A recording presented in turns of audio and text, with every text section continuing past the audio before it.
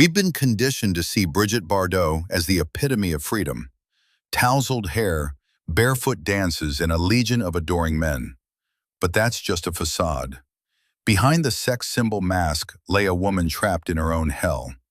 On her birthday, while the world toasted her success, she downed a fistful of pills and slashed her wrists, desperate to end the reality show her life had become.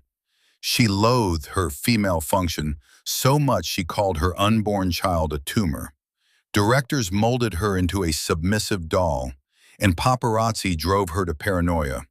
Today, we'll strip away the gloss from the story of France's ultimate goddess and discover why the woman desired by the entire world chose to destroy her beauty, curse humanity, and lock herself away with stray dogs forever.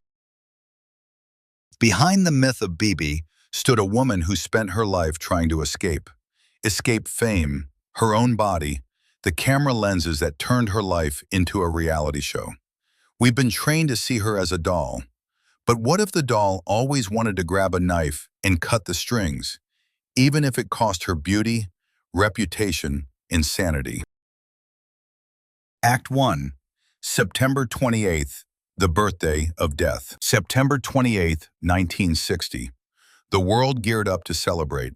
On this day, the most desired woman on the planet, a national symbol of France, and a living icon of her generation, turned 26. Newspapers on both sides of the Atlantic ran ecstatic headlines. Florists in Paris and Nice overwhelmed, dispatching couriers with bouquets, while thousands of fans dreamed of catching even a glimpse of the birthday girl. From the outside, it looked like the pinnacle of success. Young, wealthy, and stunningly beautiful, she stood on top of the world. Inside the villa, hidden from prying eyes, reality painted a different picture. No birthday cake, no laughter, no clinking champagne glasses, just deafening, ringing silence, and a woman who could no longer stand her own reflection. Brigitte Bardot, the sex symbol of an era, faced her 26th birthday with a handful of barbiturates in one hand and a blade in the other. This wasn't some theatrical gesture from a capricious star craving attention. Attention had become the very poison tainting her life for the past 4 years. It was a cold, calculated, desperate desire to hit the stop button. The woman millions of men fantasized about felt like a trapped animal, caged in golden bars. She had just wrapped filming on a movie aptly titled The Truth, where her character, broken and misunderstood, also attempted to end it all. The line between script and reality blurred beyond recognition. Bardot no longer knew where the director's creation ended and where she began. She stepped into the garden where the wind blew, but even nature felt hostile.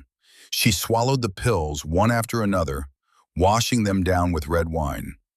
Then, to ensure there was no chance of rescue, she cut her veins. There was no pain, just endless exhaustion, and the hope that tomorrow's sun would rise without her. She lay on the grass, staring at the sky, indifferent to her suffering, and closed her eyes. By then, paparazzi gathered outside her sanctuary. Like vultures, they smelled trouble, but they were interested not in the tragedy of a person, but in the sensation. When the actress was found by chance, thanks to the keen eye of a child who spotted her body, the machinery of public madness kicked into high gear. The ambulance couldn't reach the house. A throng of photographers, journalists, and onlookers blocked the way. Doctors fought through a wall of flashes and greedy stares to save someone who didn't want saving.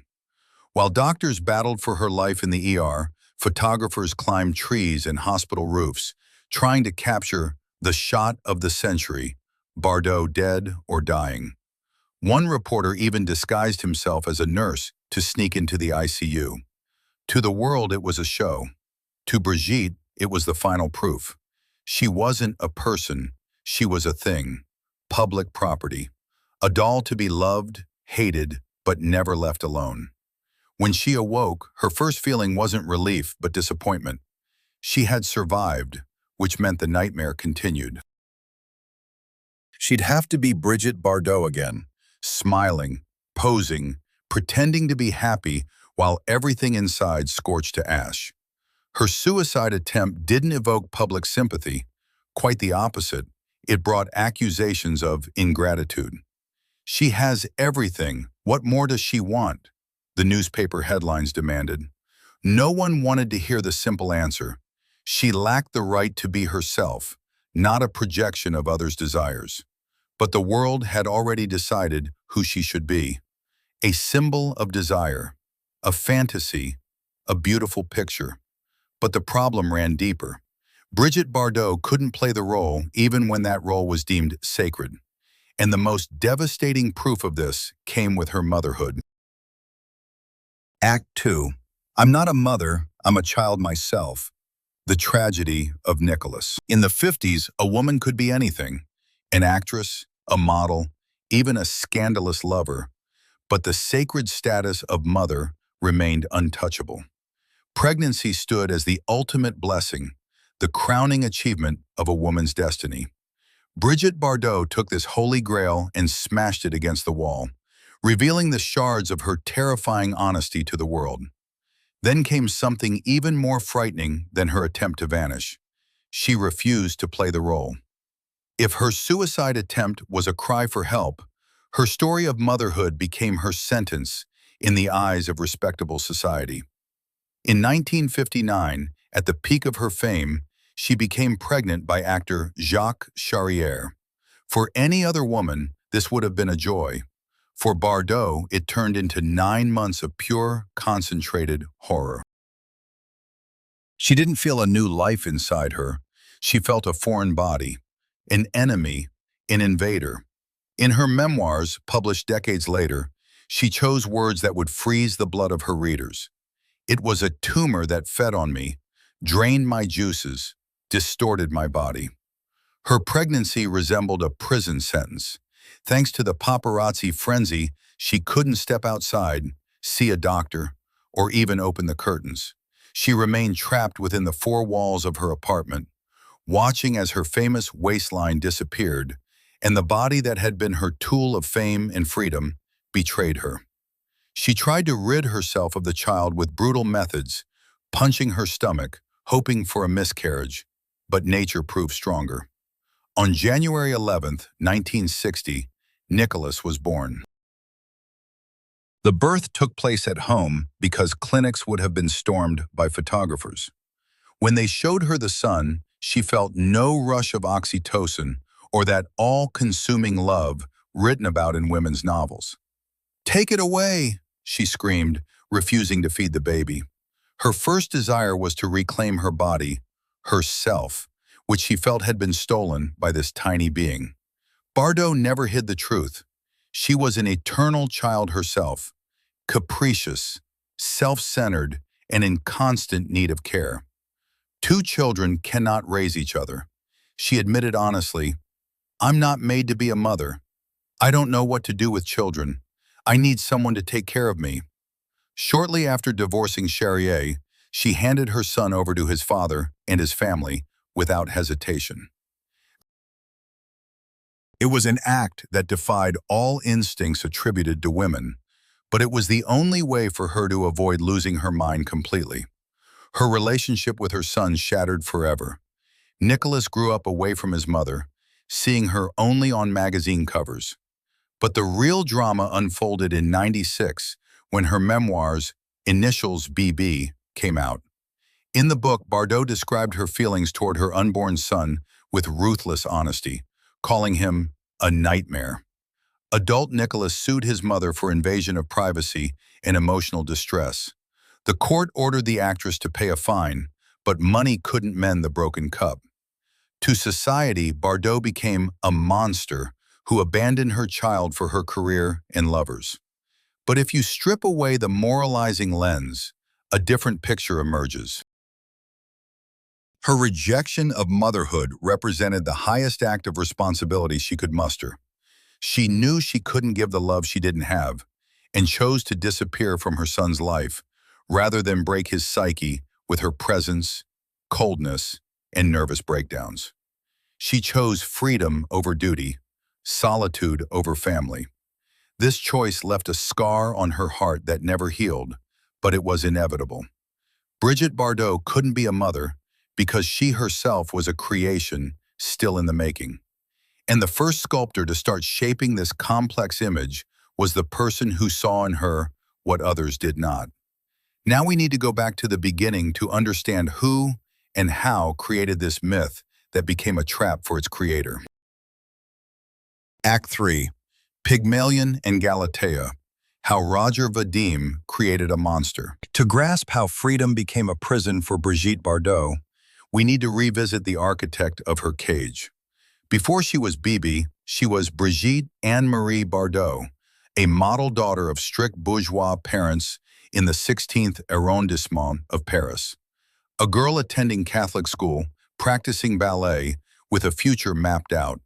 A prosperous marriage to an industrialist, Sunday masses, and a string of pearls around her neck. But at 15, she met someone who saw not a future matron, but the perfect material for his most ambitious experiment. That someone was Roger Vadim Plemianikov, or just Roger Vadim.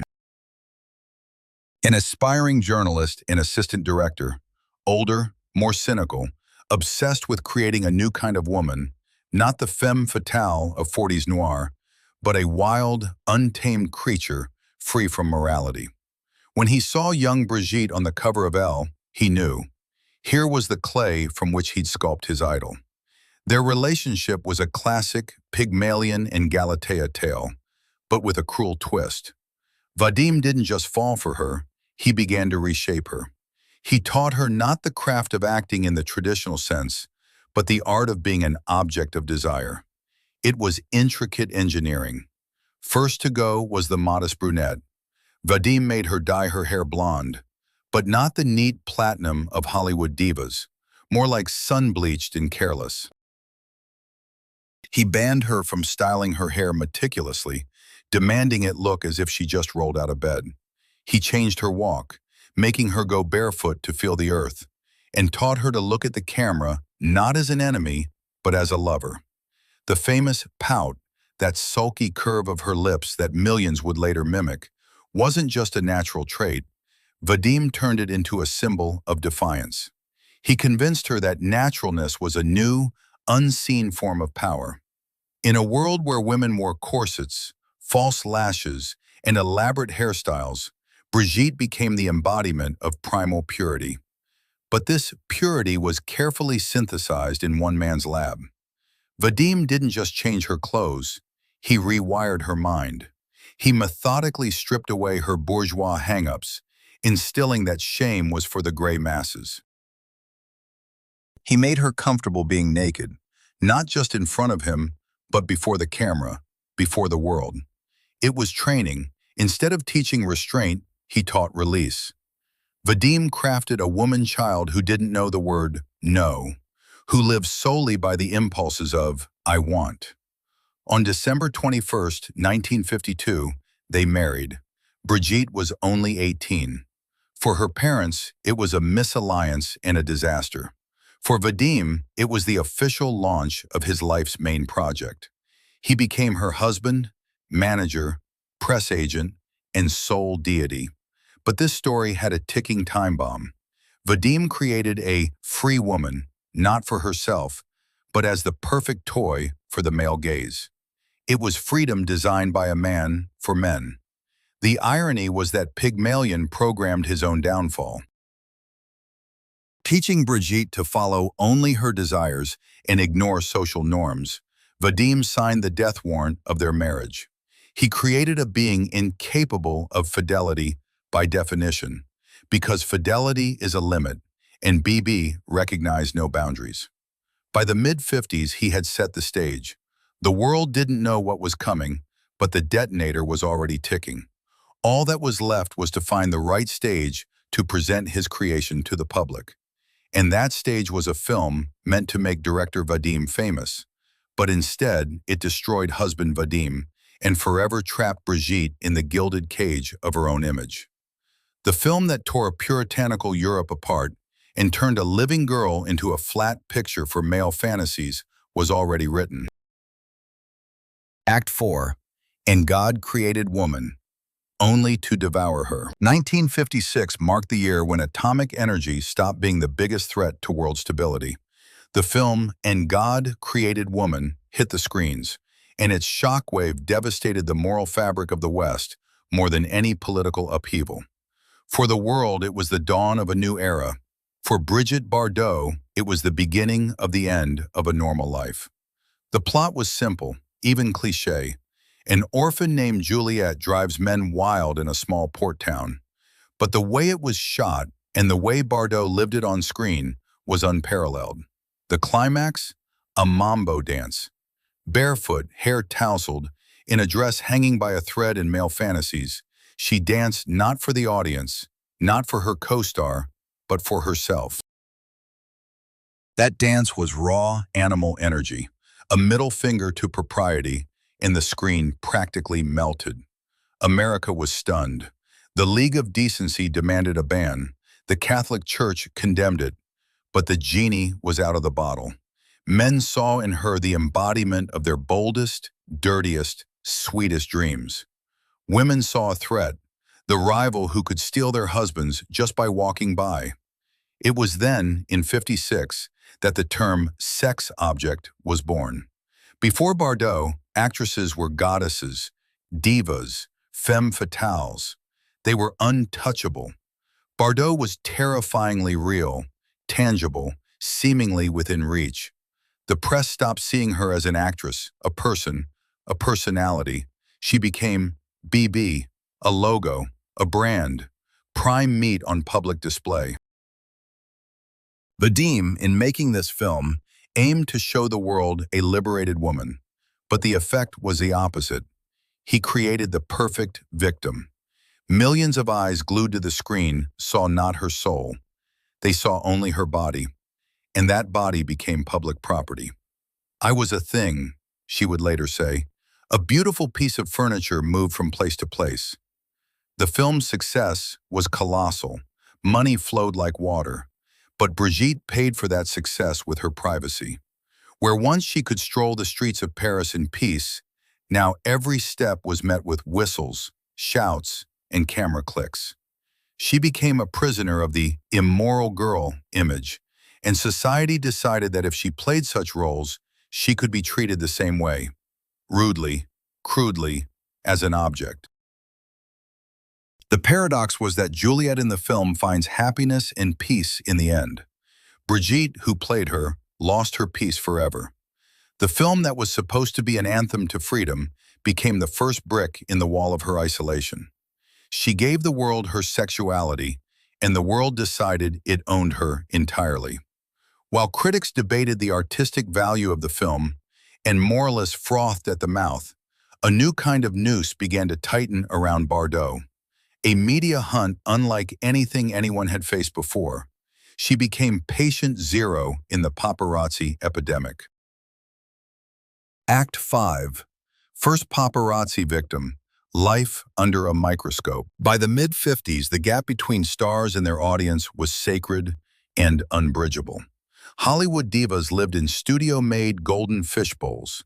Their photos shimmered with airbrushed perfection, and PR agents polished interviews to the last comma. Brigitte Bardot shattered this system, but the debris buried her alive. She became the patient zero of the modern stalking epidemic, the first woman in history to endure the paparazzi's dirtiest tricks. She sold the image of the natural girl, and the world took it literally. If she's natural, she must have no secrets. The public's insatiable curiosity erased the boundaries of her private life. Photographers no longer waited for stars on red carpets. They invaded her bedroom, her bathroom, her soul. This wasn't just fame, it was a hunt. A real, feral chase without rules. When Bardot was pregnant, her apartment on Avenue Paul Doumer turned into a besieged fortress. Dozens camped on neighboring rooftops, with telephoto lenses like sniper rifles. They waited for any shot, her swelling belly, a grimace of pain, tears. To protect herself, Brigitte lived with curtains drawn tight 24/7. For months, she didn't see daylight in her own home, living under electric lamps like a mole in a burrow.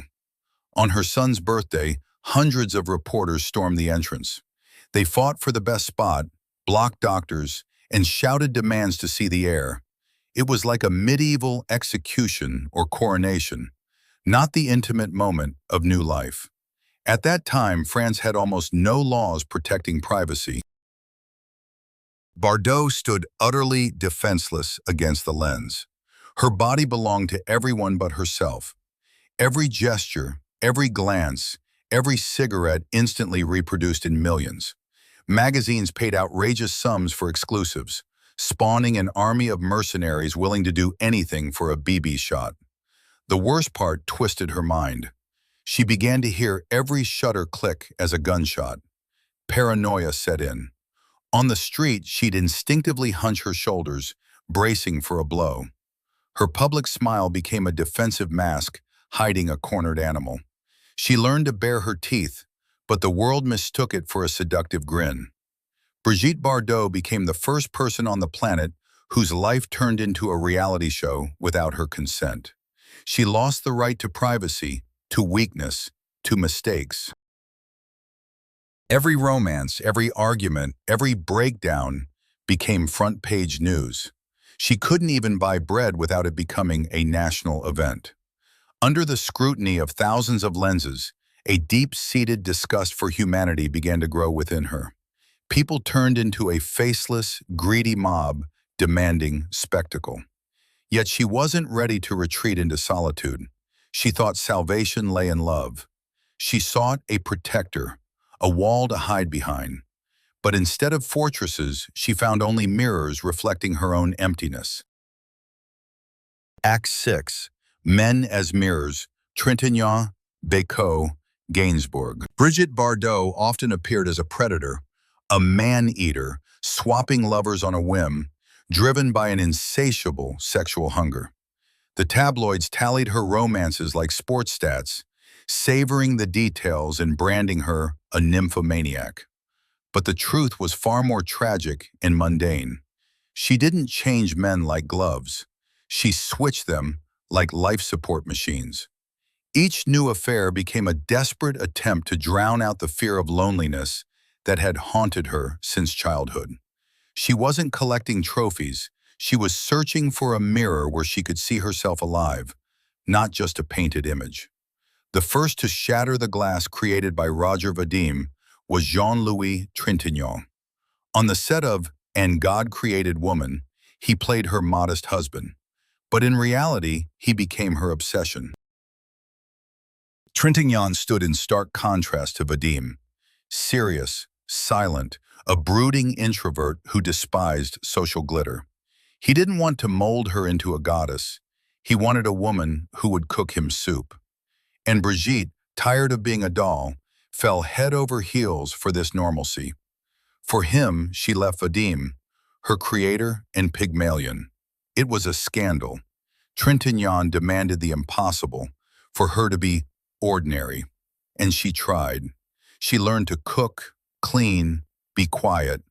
But as soon as Jean-Louis went off to the army, her world collapsed. Alone in an empty apartment, she realized something terrifying. Without a man watching her, she ceased to exist. The silence in the house sounded like a funeral march. Then came Gilbert Bécot, Mr. 100,000 volts. This was no quiet harbor, but an electric storm. The passion ignited instantly, consuming them both. But even here, Bardot wasn't looking for a partner. She was searching for a savior. She clung to men like a drowning person to shipwreck debris, hoping they would fill the black hole inside her that neither fame nor money could. Each man became a mirror of a certain stage in her unraveling. Trintignant reflected her longing for normalcy. Bécot, her thirst for chaos and adrenaline. Later there would be Günter Sachs, a German billionaire playboy who showered her house with thousands of roses from a helicopter. He mirrored her status, a gilded cage for a golden bird. But none of these mirrors showed her the truth. They loved her image, her body, her fame. but none could bear the weight of her depressions and tantrums. She remained incapable of long-term relationships because love, for her, meant merging, complete dissolution. As soon as routine set in, domesticity, boredom, habit, she felt love had died. "I'm a cat," she said, "and cats walk alone." But that was a lie. Cats are self-sufficient, and Bardot was dying without confirmation of her worth. She left first to avoid being abandoned. It was a survival strategy. Strike before you're struck.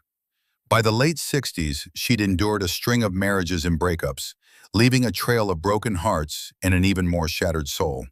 She searched for someone who could understand her darkness, not just her light. She needed someone as broken, as brilliant, and as self-destructive as she was. And fate, as if mocking her, brought her face to face with the man who would become her most distorted and honest mirror. She met Serge Gainsbourg, and this collision of two comets was destined to destroy everything living around them. Act 7. I Love You, Nor Do I. Anatomy of Self-Destruction with Serge Gainsbourg. By the late 60s, Brigitte Bardot was more than just a woman. She was a weary monument to herself. She was bored. Bored with millionaires. Bored with handsome actors. Bored within her own perfect skin. Then, in the winter of '67, she met someone who was her complete, grotesque opposite. Serge Gainsbourg. Big-eared, unshaven, perpetually intoxicated, with bags under his eyes and a Gitan cigarette glued to his lower lip. He called himself Quasimodo and her Esmeralda. It was Beauty and the Beast, but in this tale, love itself turned out to be the monster. Their affair lasted only 86 days, but those days were worth decades. It wasn't a relationship between two people. It was a collision of two nuclear reactors. Gainsbourg, the cynical provocateur, found himself intimidated for the first time. Before him stood not just a woman, but a living myth. Bardot saw in him what none of her suitors had: intelligence, biting irony, and a complete disregard for what others thought. She asked him to write the most beautiful love song imaginable. And Gainsbourg, obsessed with her, wrote, "Je t'aime, moi non plus." I love you, nor do I. It wasn't just a song, it was an act of public copulation pressed onto vinyl. They locked themselves in a tiny studio in Paris. Sound engineers blushed and averted their eyes. Bardot didn't sing. She moaned, whispered, breathed into the microphone as if they were making love right on the mixing console. It was high-grade audio pornography, a hymn to physical intimacy, stripped of any shame. For the first time in years, Brigitte felt alive. She wasn't playing a role, she was herself, a woman at the peak of passion, indifferent to the world. But the morning after the recording, reality hit her like a punch to the gut. Rumors of the scandalous song spread through Paris like wildfire. Her lawful husband, German playboy Günther Sachs, was furious. He threatened a grand scandal, divorce, and the destruction of her reputation. And then the unthinkable happened. Bardot, the rebel, the symbol of the sexual revolution, got scared.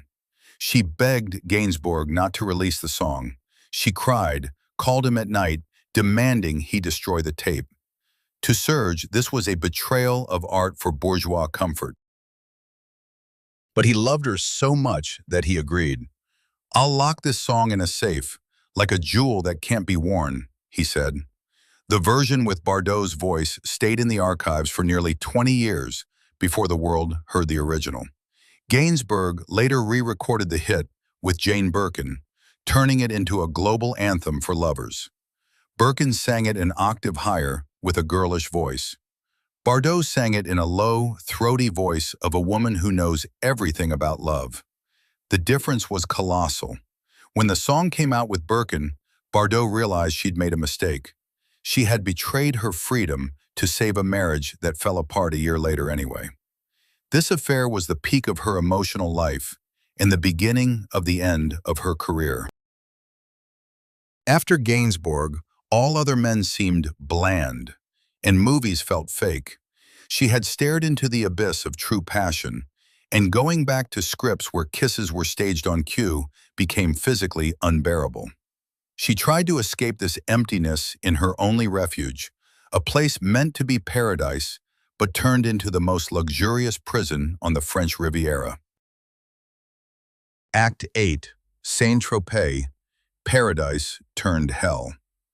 The bitter irony? The person who craved peace ended up destroying the last quiet spot on earth with her own hands. In '58, weary of Parisian chaos and endless flashes, Brigitte Bardot bought an old boathouse on the Mediterranean coast.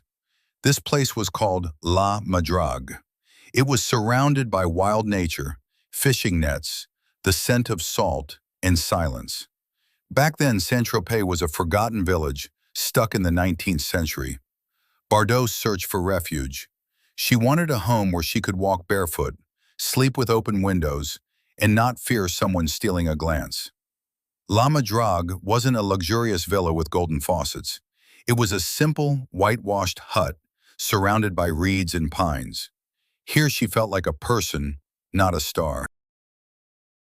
Here, she could swim naked in the sea that lapped at her doorstep. It was her personal paradise. But the Bardot effect was relentless and cruel. Once the world discovered where its idol hid, paradise turned into a tourist attraction. Crowds followed her to Saint-Tropez. First it was the wealthy and the bohemian, eager to bask in her glow.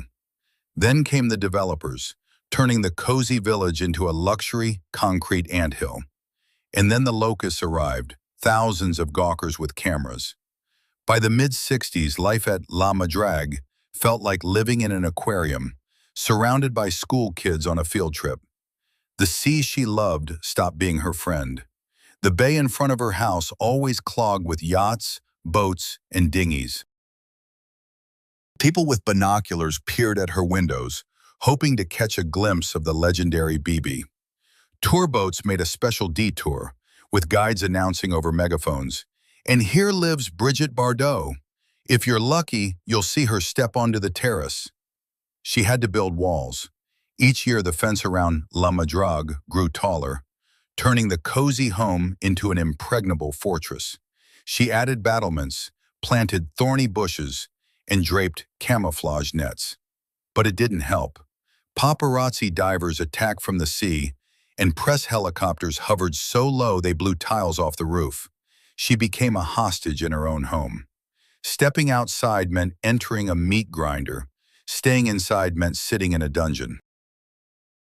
In summer, at the peak of the season, she wouldn't leave the villa for weeks, suffocating from the heat, but afraid to open the shutters.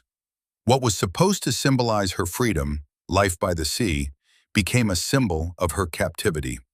She created the myth of Saint-Tropez, and that myth devoured her reality.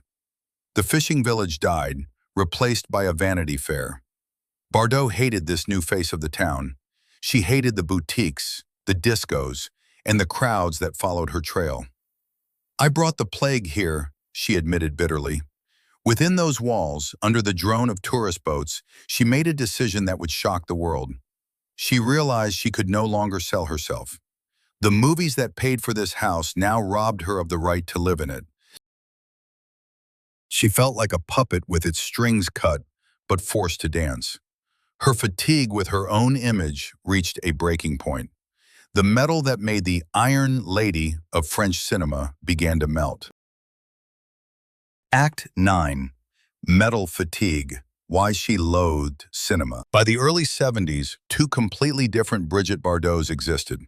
The first was a screen goddess, eternally young, bold, radiating sexuality and zest for life.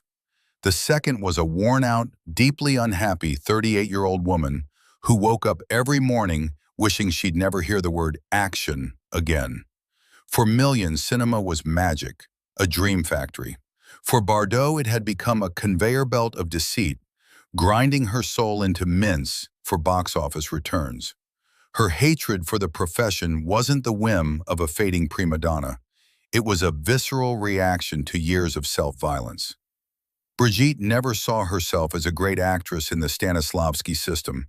She couldn't get into character, she could only be. Her talent lay in raw, animalistic authenticity.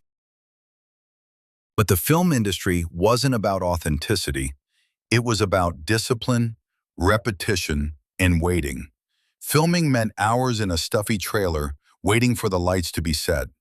Endless takes where she had to feign passion or sorrow on cue, like a dog asked to shake hands. I felt like a trained monkey in a circus, she wrote later.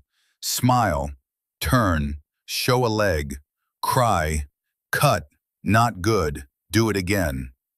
For someone like her, living on impulse, repeating the same emotion 10 times over was exquisite torture.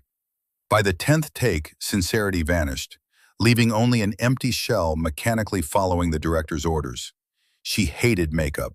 Every day, layers of cosmetics turned her living skin into a mask. She hated costumes, often uncomfortable and restricting. But most of all, she hated the pervasive lie saturating every inch of the set. She had to kiss co-stars who reeked of garlic or booze and pretend it was bliss. She had to smile at directors she despised for their incompetence.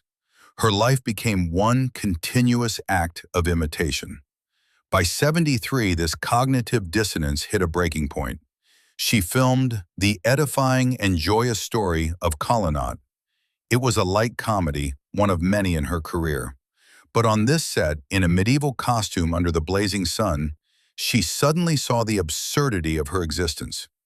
Here she was, a grown woman, clowning for the camera, acting out some nonsense while real life passed her by.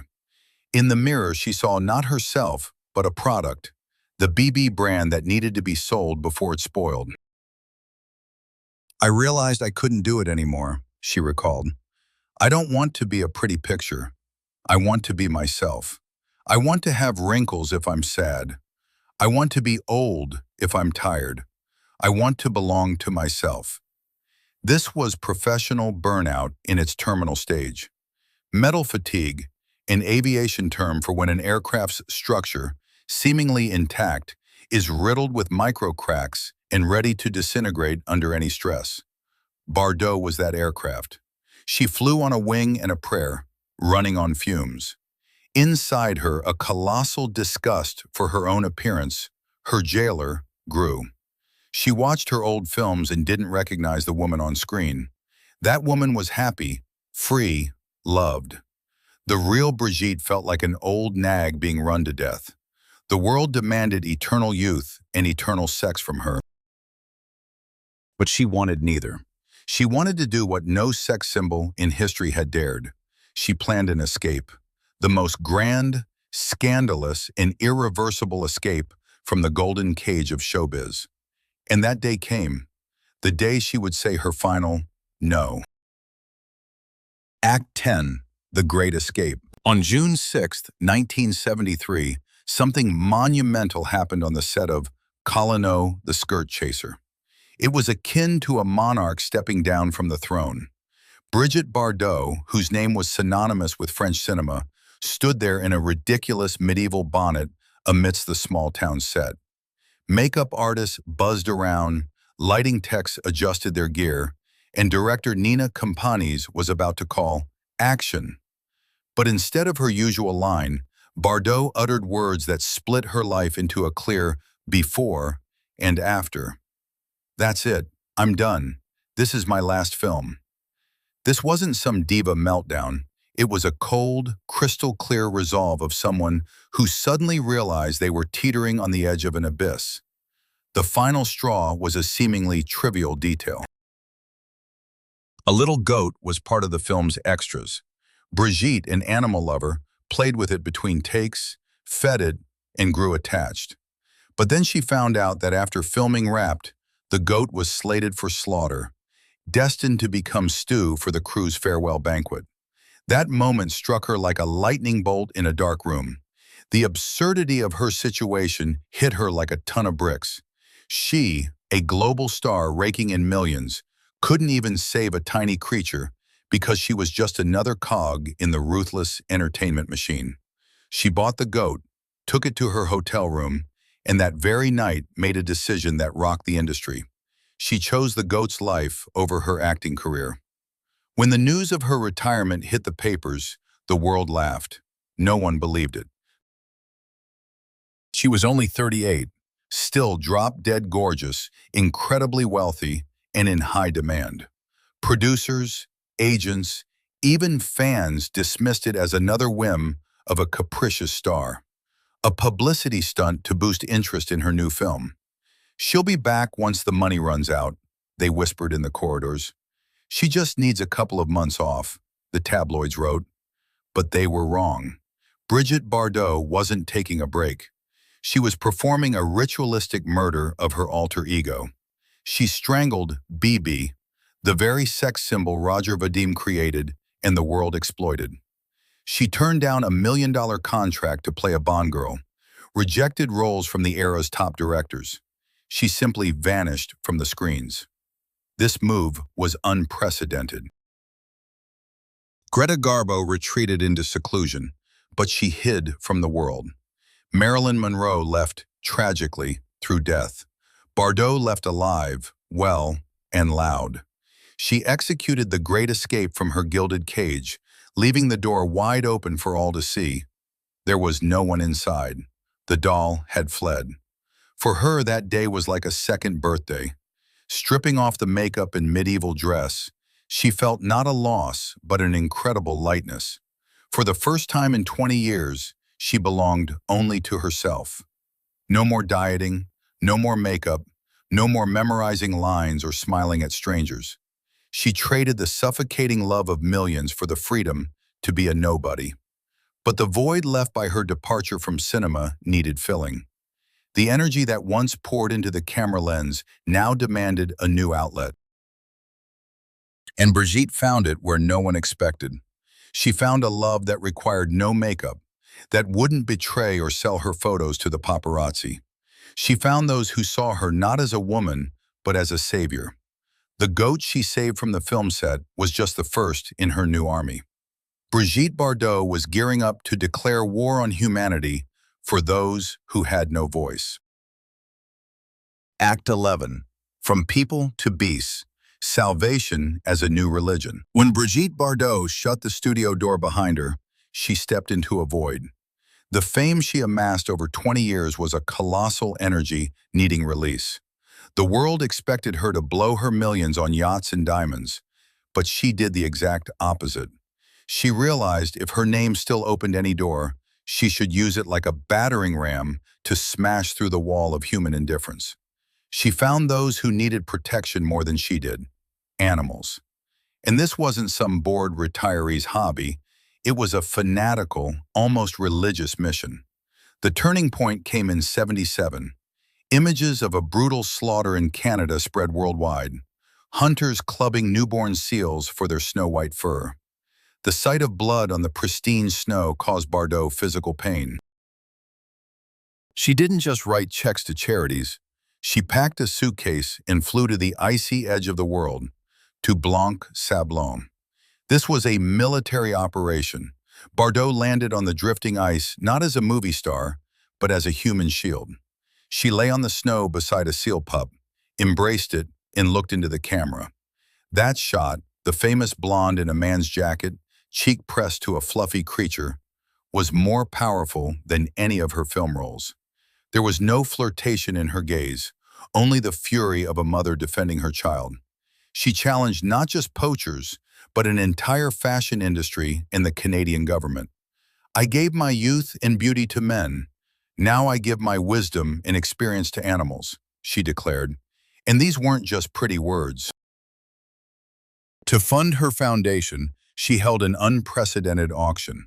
She sold everything: her couture dresses, jewels, gifts from billionaires, furniture, paintings. She auctioned off Brigitte Bardot piece by piece to buy life for dogs, cats, and seals. The most expensive diamond, once given to her by husband Gunter Sachs, went under the hammer to save an endangered species. For her, it was an act of purification. shedding the symbols of her bondage to men, turning them into tools of freedom for animals. Why animals? The answer lies in the actress's deep psychological scars. Animals didn't ask for autographs. They didn't judge her wrinkles. They didn't betray her, sell her secrets to the press, or demand she be sexy. A dog loved her not because she was BB, but because she was kind. In an animal's eyes, she saw what she never saw in human eyes: absolute, selfless acceptance. Animals never disappointed me. People always did, she said. Her home became an ark. Dozens of dogs, cats, donkeys, horses, even pigs found refuge in La Madrague.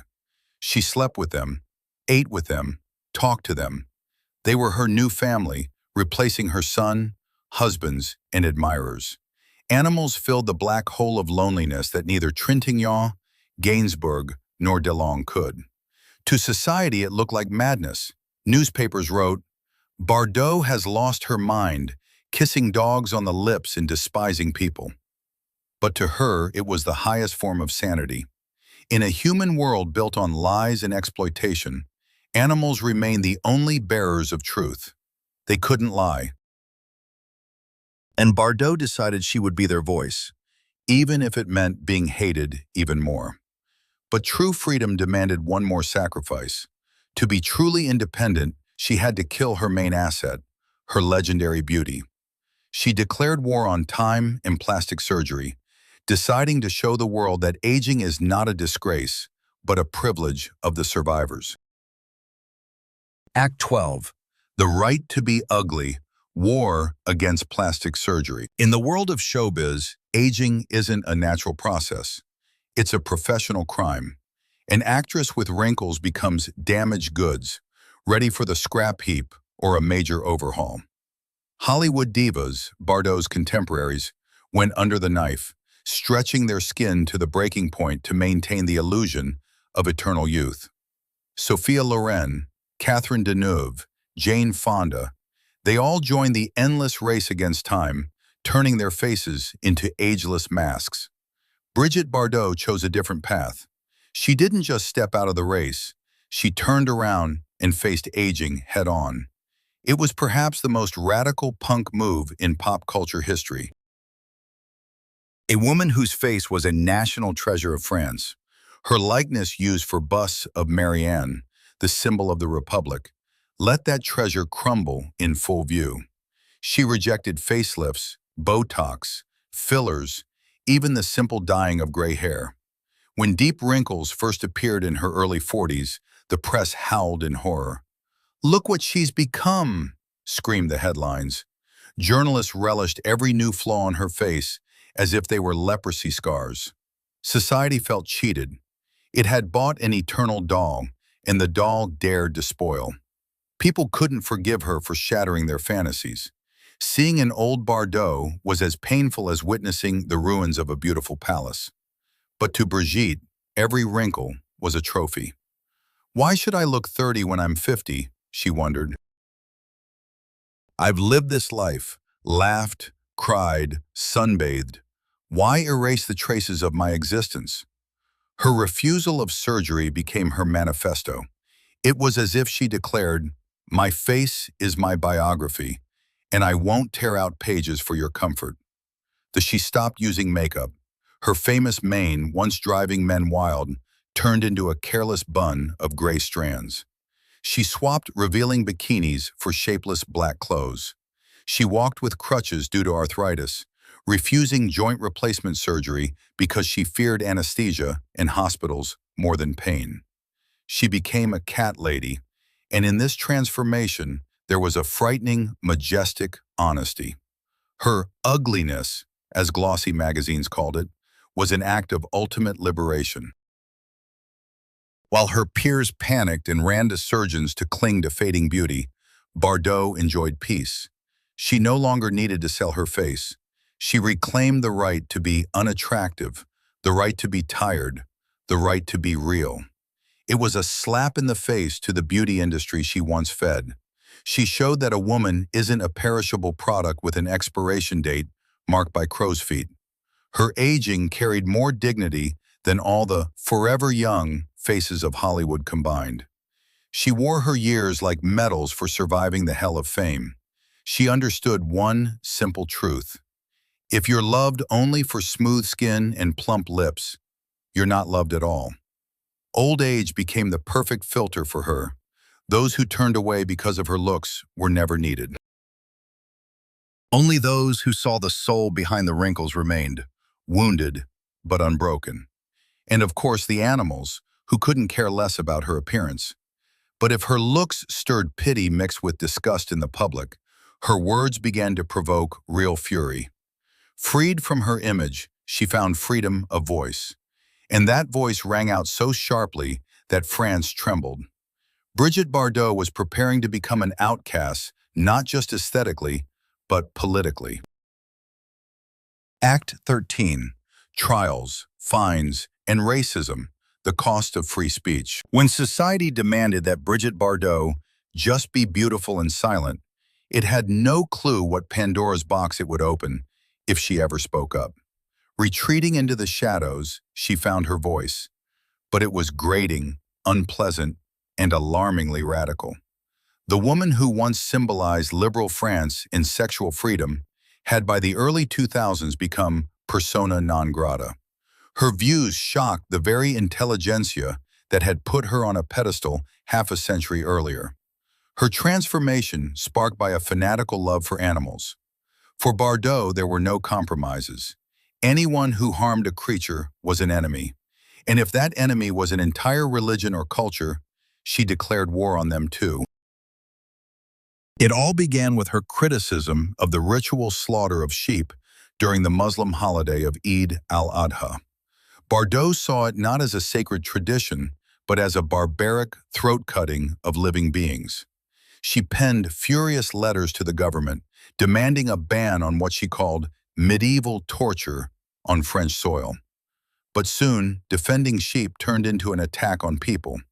In her open letters and books, the most famous being A Scream in the Silence, published in 2003, she crossed a red line. Bardot claimed her beloved France was turning into an Islamic colony, that French identity was being diluted, and that the streets were overrun by outsiders who disrespected laws and, most importantly to her, mistreated animals. The reaction was swift. Human rights organizations sued her for inciting racial hatred. The style icon found herself in the defendant's seat. It was surreal. The symbol of the Republic, whose face adorned town halls across France as Marianne, was now being judged in the name of that same Republic. She lost case after case. In total, she faced 5 convictions. Fines grew from €1,500 to 25,000. Judges called her rhetoric dangerous, racist, and unacceptable. But the most astonishing thing was Bardot's reaction. She didn't hire a swarm of lawyers to defend herself. She didn't issue public apologies to save her reputation. She showed up in court or sent letters citing ill health, paid the fines, and walked out to say the same thing all over again. To her, these fines were like a tax on free speech. "I'd rather go to jail than be silent," she declared. In her twisted yet ironclad logic, she was the only one daring to speak the truth that cowardly politicians whispered about in kitchens. She saw herself not as a racist, but as a modern Joan of Arc, saving her country from invasion. Society split. To the left and liberals, she became the town lunatic, a senile old fascist disgracing her past. To the far right, she was an unexpected banner and prophet. But the truth was, Bardot couldn't care less about either side. Her misanthropy reached an absolute. At some point, her disappointment in people became total. Immigrants, in her eyes, became the most vivid manifestation of the human chaos, destroying her ideal world of nature.